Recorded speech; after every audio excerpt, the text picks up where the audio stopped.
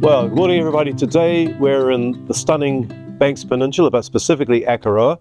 And what we're going to do today is we're going to go and collect produce from three astonishing, amazing, outstanding producers in the Wainui Robinsons Bay region. So we're going to go to Wainui Wharf to collect a salmon from Akaroa Salmon as the boat comes in. And then we'll head to Robinsons Bay Olives for the olive oil that we're going to be using, and this is the olive oil I use in all my paellas.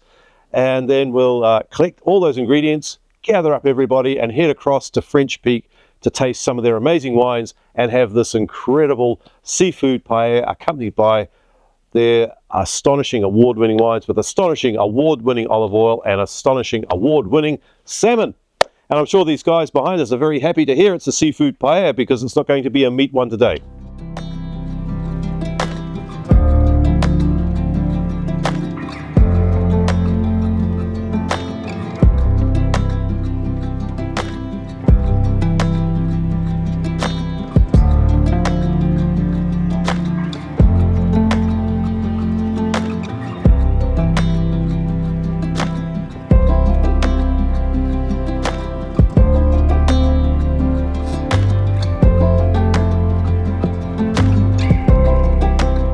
Well, thanks, Nick, for bringing salmon from the boat and allowing us to be able to use this today for the recipe we're going to present this afternoon, the salmon paella. But maybe you could tell us about the quality of the salmon and a little bit of the background and history of Akaroa salmon. Yeah, absolutely. And the quality and what makes this such magnificent fish to use. I mean, I've loved using it since we first met 2 years ago. Yeah. And we came back from Tasmania. We were using a different type of salmon. But just let us know, yeah, it'd be great if you could tell us what this is about. Yeah. So, Cool. well, like, we've been out there for nearly 40 years. So the Base family started this in 1985. Cool. They wanted to do something different from beef and lamb farming, and they thought salmon was a good way to go. One experimental pen out there, and then they grew from that. So over that time, people have really discovered the quality. You know, it's king salmon that we raise here. That's really important. And they've just mastered the art of growing what they've got out. So what you see is these beautiful, slow growing. Takes over 2 years to get this fully to this size. So we raise them from the hatchery, front egg, all the way through, and then fresh to the sheds out in there. This is what produces the quality and the consistency of the product as well. Right, and its freshness as well. So we're looking at that, you know, it's a 10-minute boat ride in here, straight to you. So you couldn't get any fresher. No, absolutely not. No, looking forward to using it. And as I mentioned earlier, I'll use the, once I've filtered it, I'll use the rest of it for making the stock. Yeah, absolutely. It's important to use the whole part. Ooh. You know, the head's got flavour, you've got the wings in there as well. You can use lots of things. I mean, this is obviously sashimi grade, good to go. Yeah. When you've got that oil content in there in the king salmon, that won't dry out when you're cooking it. So you can be very flexible in what you're doing with that centre cut. Fantastic. That's wonderful. And when I match it with the other quality products that we're going to be looking at later as well, We're really stoked about that. Like, it's really important for us. You know, what we do here is unique to Banks Peninsula and Akaroa. So we want to be able to celebrate that. And if we're using the other good products like Robinsons Bay and French Peak. Robinsons Bay. Yeah, no, we're a big supporter of that. So yeah, anything to support the local guys here would be amazing. Well, the presentation, and we'll get down French Peak, and hope you can join us for lunch. Yeah, no, I'll give this to you and you get stuck in. So good luck. Thank you so much. That's Cool. great, Nick. Thank Awesome. you so Cheers, much. mate. Brilliant. I'll take this away and use it. Cool. Cheers. See ya. Well, Chris, it's wonderful to be here because we're looking forward to a great lunch this afternoon. And of course, we're going to be using your oil, which I've been using since I got to know you, since we were in Akaroa. But the quality we know is absolutely incredible. And the awards you've won are quite phenomenal. And what amazes me about it are the blends that you've got. And as I said, as I said to you earlier, you know, the garlic and rosemary blend, which I use for the Paella Valenciana, is just absolutely incredible. So when we do the little paella this afternoon, the arroz con mariscos, looking forward to just using the standard olive oil and see what you think comes out. But tell me about the olive groves you got here. You've got, we're surrounded by 4 varieties at the moment. Yep. So we've got 5 varieties in total. Just up these rows here, we've got Manzanilla, which of course is a very famous Spanish variety. Will go well with the rice. We also have a little bit further over a variety called Nabali, which is a Palestinian variety. And those are my main 2 olives that I blend together because I find that the 2 really go well together. and they produce a very flavoursome oil, almost green apple, and it's a little bit distinctive. No one else I know in New Zealand has got Nibali on the sort of scale we've got. And then, of course, we've got the traditional Italian varieties, Frantoio and the Chino, and then some Barnea. So overall, we've got the opportunity to put together every year different blends, but always with great flavour. Fantastic. So how many trees do you have in the grove? So we've got just on 1,000, and I say just on 1,000 because I've run over a couple, and so we've still got some gaps that I need to fill. So yeah, we've been doing it for just on 18 years now. When we arrived here, knew absolutely nothing about olives, olive oil, and so we've had to become reasonably quick learners.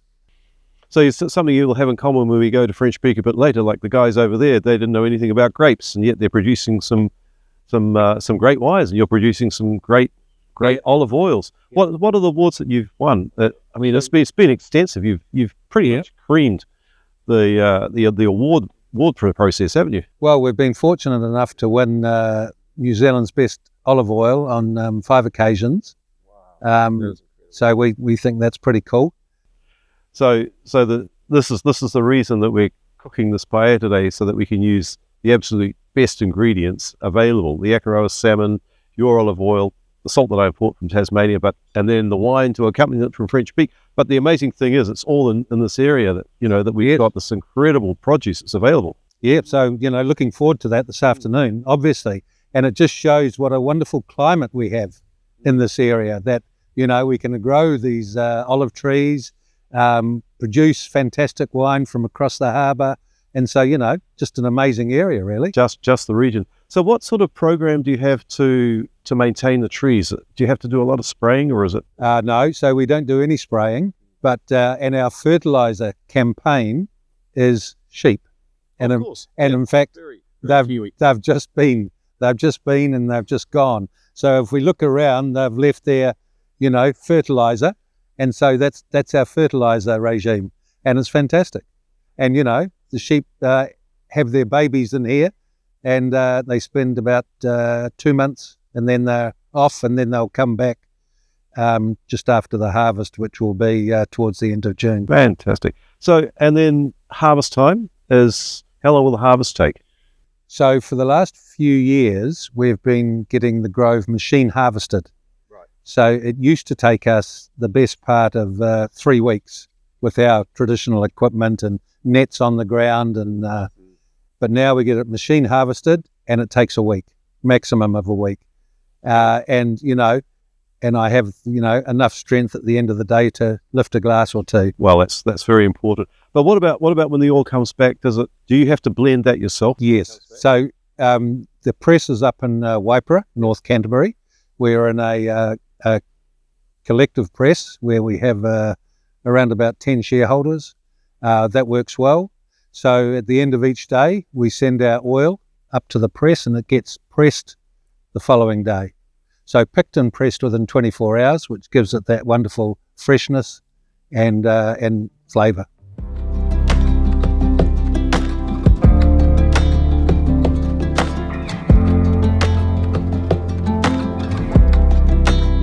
We're at French Peak, and this is an absolutely magnificent view. We've picked up the salmon this morning, and we're getting ready to cook the paella a little bit later in the day.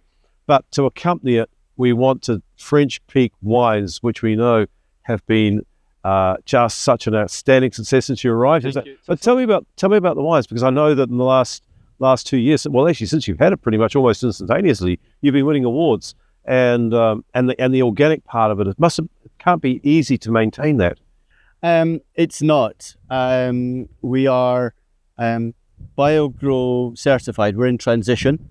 We'll get our full certification in 2026, and there's a lot of work goes into that. But we're very principled in terms of doing the right thing here. So growing organically and biodynamically is very important to us. We produce great wines. I've tasted them, the Chardonnay, the Rosé, Absolutely. Fantastic. First class. What we do is we focus on growing the absolute best grapes you can. Now, we're blessed here, the terroir, as you know, we're in a volcano, so the soil is very mineral rich. The soil is very rich, nutrients coming up from the sea, and we have a microclimate here, and we're north facing the slopes on the vineyard, so it's perfect conditions. So Renan and the guys focus on growing absolutely the best grapes you possibly can get. Those go up to our winemaker, Gavin Tate, up in R+A, and he works his magic, and the bottles come back. And when we opened up, because Carolyn and my background isn't in winemaking, it's not in this was a new venture for us, but the feedback was unbelievable. It was so positive on all of our wines. So what we did was we sent them to Sam Kim at Wine Orbit, and he came back with just glowing reports on all the wines. We were pretty humbled by the comments and the ratings. So we started entering competitions, because I think it's important for a small vineyard like ourselves to get that recognition. So we were putting our wines into New Zealand Organic Wine Growers Competition, local events, and they just keep winning, and they just keep getting better year and year and year. So across the range, we produce on French Peak Vineyard here. We have That's what I was going to ask you about, the varieties that you produce. Yeah, we've got 9,000 vines, and we grow Chardonnay, Pinot Noir, and Pinot Gris grapes. We're standing here in the middle of our Pinot Gris. They have the best view in the house, as you can see, and 9,000 vines, 30 years old, the biggest and largest vineyard in Banks Peninsula, and those go to producing a fantastic Pinot Gris, a Chardonnay, just a beautiful Chardonnay that you're going to get to taste, and a beautiful rosé, which is a combination of our Pinot Gris and our Pinot Noir, and a Pinot Noir, beautiful light-bodied, full-flavoured Pinot Noir. So the wines are, and it's quite something for a Scot to be saying this about wines, but they're phenomenal. They're absolutely phenomenal. So no single malt whiskies lying around the place anywhere. I have a few in the cellar door, but that's for me, not for our guests coming. But Well, the wines, maybe we can persuade you after the paella. yeah. But the wines that we're producing and will continue to produce are just award-winning, and people love them. The feedback's been amazing, and yeah, it's living the dream somewhat, Carolyn and myself. And this is part of the reason that we wanted to do the paella today. So we pick up the very best quality Akaroa salmon, fresh from the boat this morning, Amazing. Robinson's Bay olive oil, straight from Akaroa, and then accompany it with the very best quality wines that we can find, I think, in New Zealand. And I can say that with some authority coming from a winemaking family. We're blessed. The local producers around here are the best that you can get. We're all winning national awards and things. We're fresh. Those ingredients, those products aren't traveling far. They're here on our doorstep, and it's great for people to come to this area and actually see. We encourage them to walk through the vineyard to see where the grapes are actually grown. They can look down, see where the salmon's swimming, and they can look over the other side and they can see where the olives are being grown. It's It's a Mediterranean dream. Where else would you get that? Yeah. So here we are today at French Peak Vineyard. We've collected our olive oil from Robinson's Bay. We've collected our salmon from the wharf, and we're going to produce a salmon paella from the produce around the peninsula, Akaroa. This recipe won me the award Best Plate at Taste of Tasmania in 2014. Taste of Tasmania is a 7-day food and wine festival. And we created the recipe because we had to use Tasmanian products. And one of the main features, of course, in Tasmania is there are 3 salmon firms.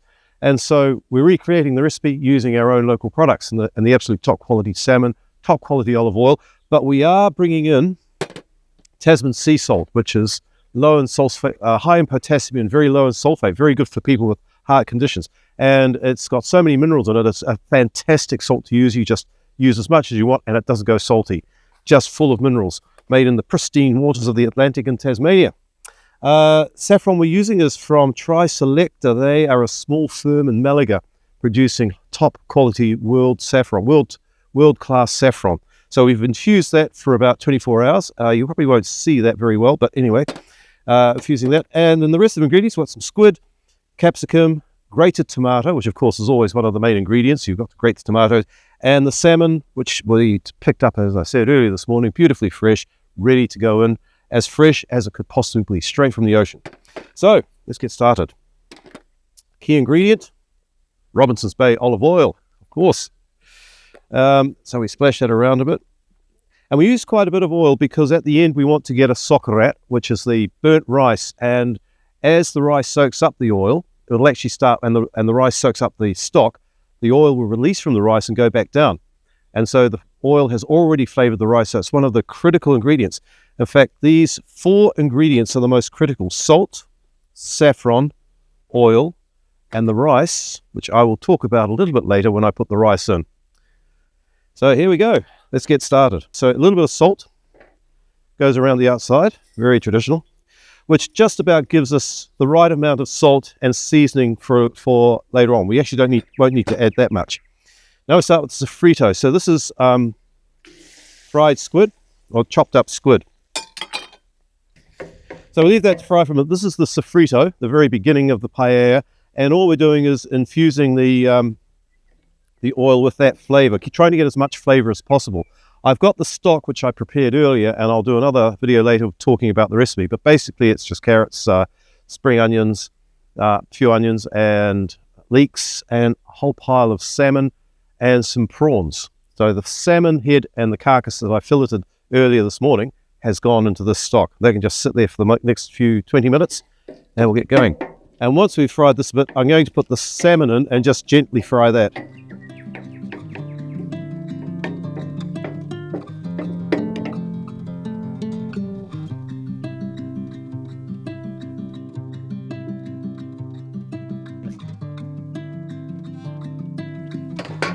We only want to crisp the skin just very gently, and then we'll remove it, and that will go in at the end because we don't want to overcook the salmon.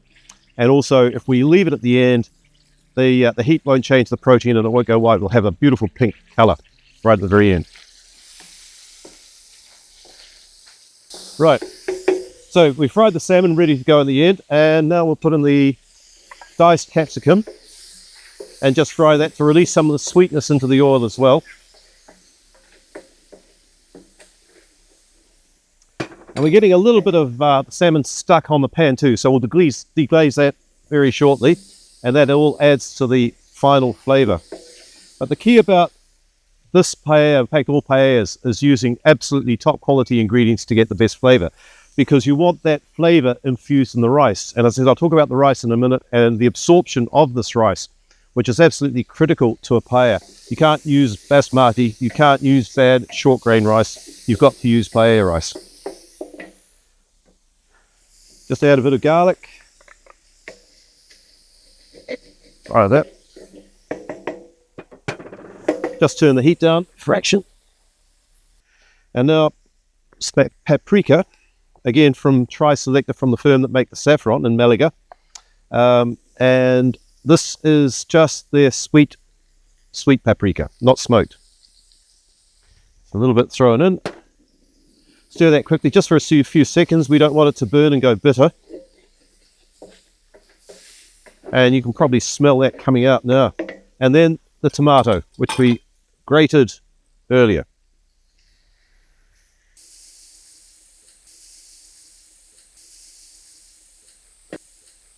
And we'll use that to deglaze the pan. The paprika adds to the color, the eventual color as well. But you'll see what happens with the saffron in a minute. Look at that, that's beautiful. That's tomato is starting to break down. And the stock's been boiling for about 15 minutes with the salmon head in it. It's been boiling for quite some time, but we will put that in very shortly.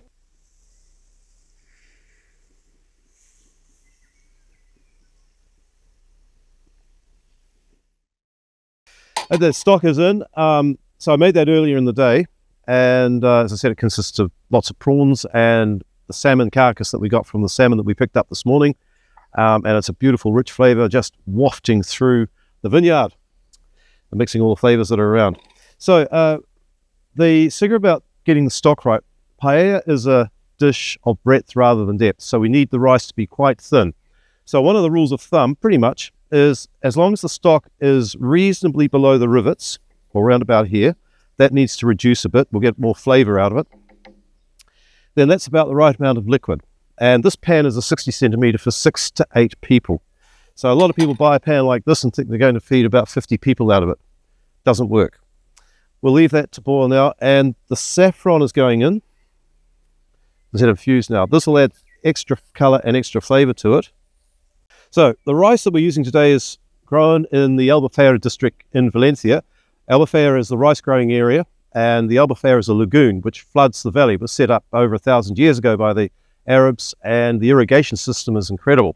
This is from Aroftatana, and the CEO, Juan Valera, is a good friend of mine. I interviewed him a few months ago, and he was explaining about the rice, saying bomba, which is the traditional rice, a very ancient one, is great for absorbing. But this new one, Albufeira, which they've blended 2 different types of rice together only 15 years ago, is superior in a lot of ways. It absorbs more and doesn't release quite so much starch. So we get down to Hota Sandra, which has got a lot of creaminess into it. It's got more starch. That's good for wet paella dishes. And then Marisma, which has got a lot of starch in it, you use that for sweet dishes. The crossover comes with Carnarelli and Arborio rice, which you use for risotto. They're completely different rices, but you can use the Marisma rice, the paella Marisma rice, for risotto. It doesn't quite work the other way around because risotto rice has a lot of starch in it and won't absorb the stock that we're trying to get into the grain itself. So this is why paella is also a celebration of rice. The ingredients don't matter, so we often throw away the Spanish will often just ignore the ingredients and just eat the rice. In fact, there's one dish which is made entirely from an amazing seafood stock called the rota banda, which is just rice on the side. It's just rice with the stock. So we're going to put the rice in now. So with the level of the caldo has dropped a bit, and we're about ready to go. Here's one of the tricks. If you put a cross in it,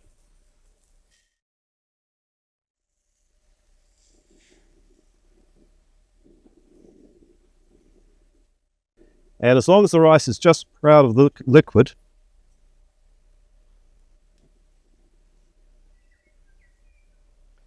that will be exactly the right amount of rice for that liquid. You can measure it, so normally it would be 2.5 cups, 3 cups to 1 cup of rice. But with this method, it doesn't matter what size pan you have, whether it's a 30 centimetre or a 1 metre 15, this method will work. Hopefully it will work. The biggest paella that was ever produced, and still Juan Carlos Galvis still holds the world record for it, was for 110,000 people. And I'm not sure if the rice was cooked all the way through, but he used all the right ingredients. That's still quite a remarkable achievement. So the rice is in, we just spread it very evenly, and once we've spread it, that is it. We'll now leave that on high for about 8 minutes, and then we'll turn it down to a medium heat for 10, and we'll turn it up at the end for another 2 minutes to get the socarat, the burnt rice underneath, which everybody values and prizes. By then we'll have added the rest of the salmon in, and then we have our salmon paella ready to eat. Well, I've just been given a magnificent glass of French Peak Chardonnay. Let's just give this a taste. Oh, the nose is incredible.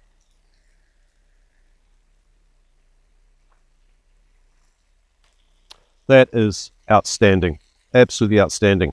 Perfect for the paella. We're right at just about at the end. I'm going to now put the salmon back in, which will gently cook. And in about 5 minutes, we can eat. And I don't know if the camera is going to get in close enough, but we can see how thin the rice actually is on the pan itself. It's starting to draw away from the sides. I've got the heat up. The socarat is about ready to start to burn underneath. Well, not quite burn, but to caramelize. And I think in about 1 minute, I'll turn everything off. It needs to sit for 5 minutes to rest. It will keep cooking and just soaking the rice up. And then we're ready to eat. So we're right at the end of the cooking process, and the caldo, or the stock, has been completely absorbed into the rice. And around the edges, you can see it's pulling away from the pan. But if it's possible, you might see how thin the rice actually is, just about less than a fingertip. And this is the success to creating a good paella, so that the rice will absorb all of the stock and won't lose its shape. And this is the beauty about paella rice. It will hold its shape, absorb the flavor, and it'll be like a flavor explosion in each individual grain. Buen provecho.